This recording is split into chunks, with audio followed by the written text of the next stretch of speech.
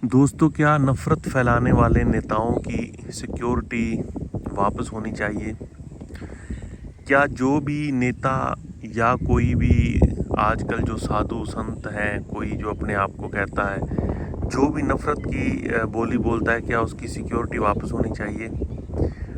आप खुद अपने आप को अगर सिक्योर नहीं कर सकते, तो आपका कोई हक नहीं है कि आप दूसरे लोगों को भड़काएँ, दूसरे लोगों को उकसाएँ हिंसा के लिए। तो ये दोस्तों एक बड़ा ख़तरनाक एक चीज़, एक ट्रेंड चल पड़ा है कि आजकल के नेता, जबकि सुप्रीम कोर्ट की तरफ से गाइडलाइन भी है कि अगर कोई भी नफ़रती बोलता है तो उसके खिलाफ़ कार्रवाई होनी चाहिए।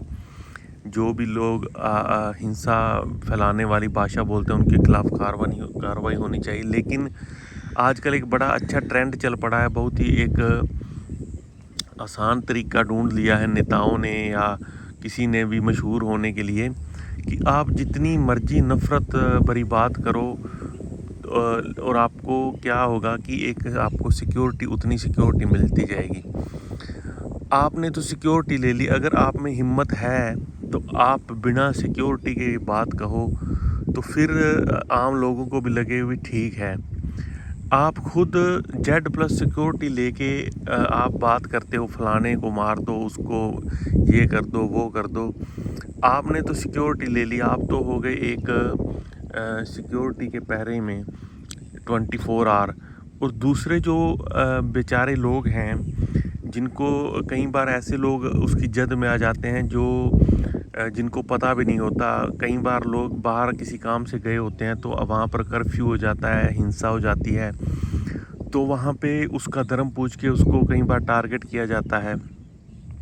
तो जो लोग इसको कहते हैं, मतलब कि हिंसा को फैलाते हैं, उन्होंने तो सिक्योरिटी ले रखी है दोस्तों। ये एक बड़ी समझने वाली बात है। इसमें कोई पार्टी, कोई धर्म को, किसी प्रकार का कोई एंगल नहीं है। इसमें सीधा सीधा जो लोग अपनी राजनीतिक रोटियां चमकाना चाहते हैं, राजनीतिक किस्मत चमकाना चाहते हैं, राजनीतिक रोटियां सेकना चाहते हैं, वो क्या करते हैं कि ये आपको किसी, मतलब जिस भी आप धर्म के हो, दूसरे धर्म से आपको लड़ाएंगे, लेकिन खुद वो सिक्योरिटी में चलेंगे, वो भी जेड प्लस सिक्योरिटी में।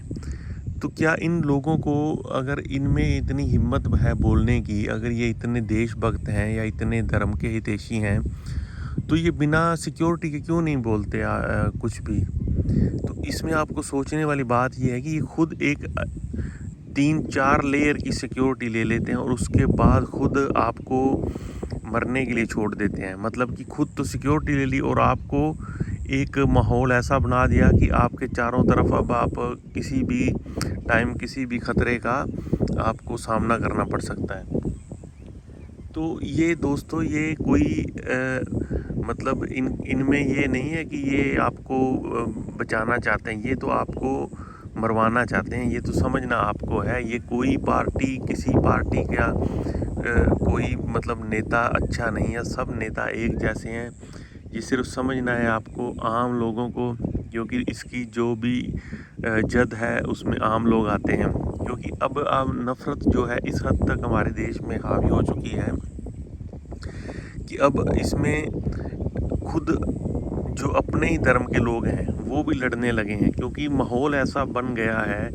ये एक बड़ा गंभीर जो हमारे भारत में माहौल बनता जा रहा है, जो मीडिया ने बनाया है, नेताओं ने बनाया है, लेकिन वो धीरे धीरे अब लोगों के स्वभाव में आना शुरू हो गया। आप देखोगे लोगों में सहनशीलता की कमी। अभी जो थोड़े दिन पहले एक खाटू श्याम में एक जो घटना हुई है, उसमें जो वहाँ पर श्रद्धालु दर्शन करने के लिए गए थे, तो वो बारिश में उन्होंने एक दुकानदार का, मतलब दुकान में खड़े हो गए बारिश से बचने के लिए, और उनमें उसके बाद इतनी झड़प और लड़ाई हुई कि फिर उन्होंने, ना किसी ने महिला देखी, ना किसी ने श्रद्धालु देखा, ना किसी ने दुकानदार देखा, सब ने एक दूसरे को खूब मारा।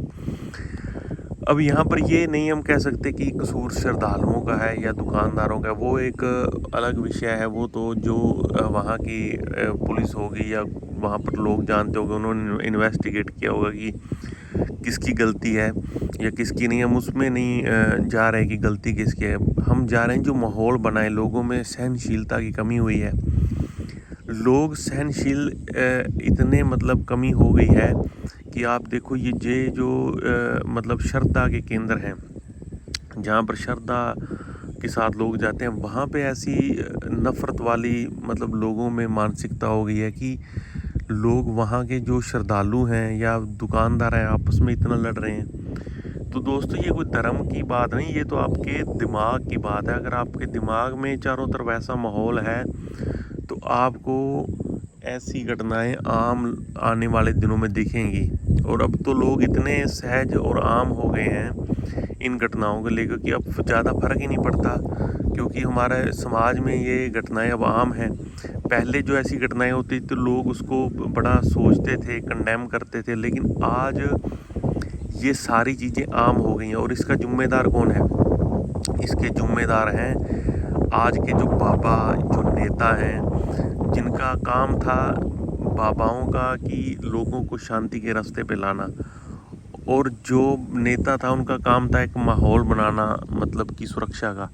और उसका उल्ट क्या हो गया? बाबा तो कह रहे हैं कि आप हिंसा करो, आपसी मतलब कि धर्म में लड़ मरो, लेकिन हम सिक्योरिटी लेंगे Z+।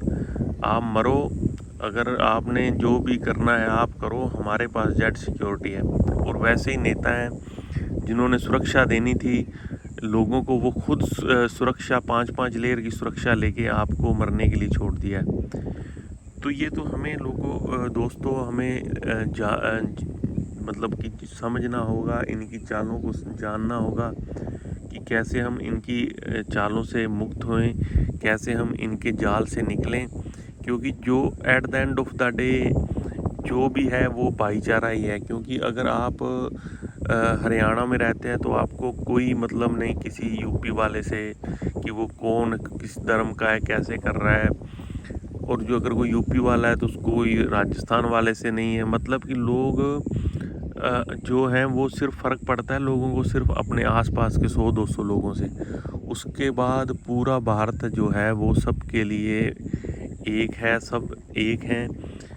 लेकिन आज ऐसा सिस्टम हो गया है कि अगर आपके मन में इतनी नफ़रत भर दी गई है कि आपको, जैसे अभी मराठी वाला सिस्टम चला था कि लोग जो है उत्तर भारत के लोगों को टारगेट करने लगे, तो ये एक नफ़रत वाला माहौल है जो पूरे भारत में फैल रहा है। तो इसका एक ही सलूशन है कि हमें इन नेताओं का बायकॉट करें, आपसी भाईचारा हम बनाए रखें।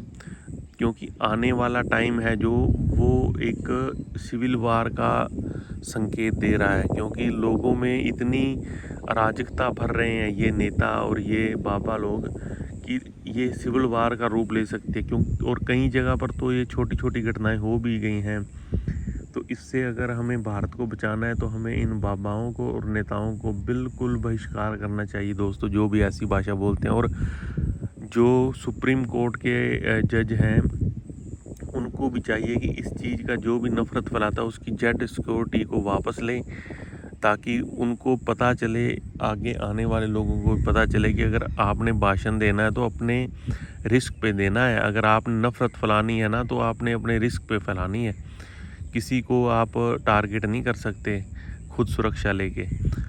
तो अगर आपको इसके बारे में कुछ विचार है तो आप ज़रूर कमेंट करके बताना दोस्तों। नमस्कार।